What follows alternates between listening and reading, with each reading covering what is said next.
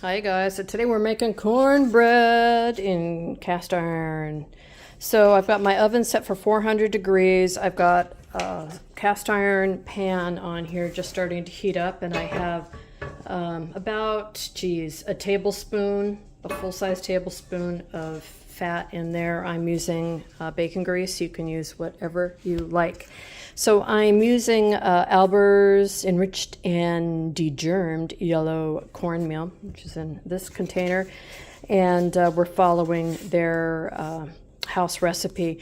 So I keep my cornmeal in a different container, and so I can remember what it is. I always cut something out of the box so I know exactly what kind it is, and then I also keep the recipe in there. So yeah, let's get started.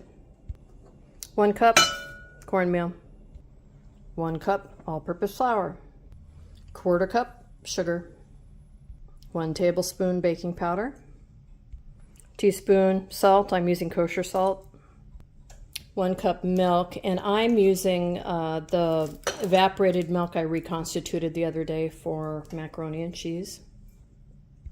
1/3 of a cup of vegetable oil, or really any oil that you like the taste of, or use vegetable oil, it doesn't have a taste. 1 large beaten egg. Now we get to mixing.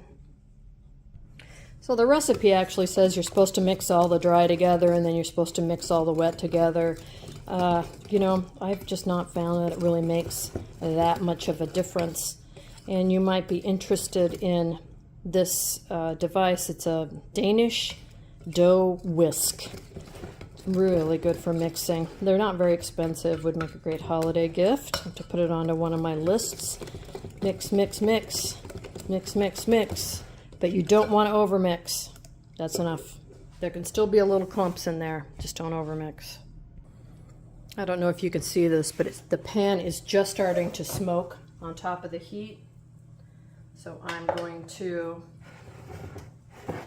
put this in there. Please excuse the back of my hand.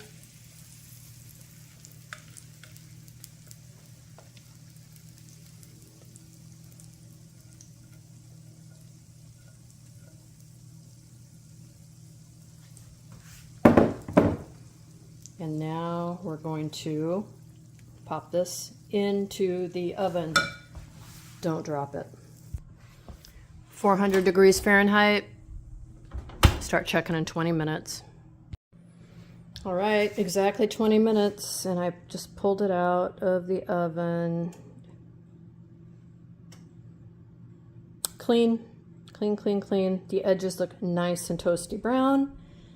I like it. I think the top is brown enough. If it's starting to crack, so I don't want to cook it too much, and I think it's just fine.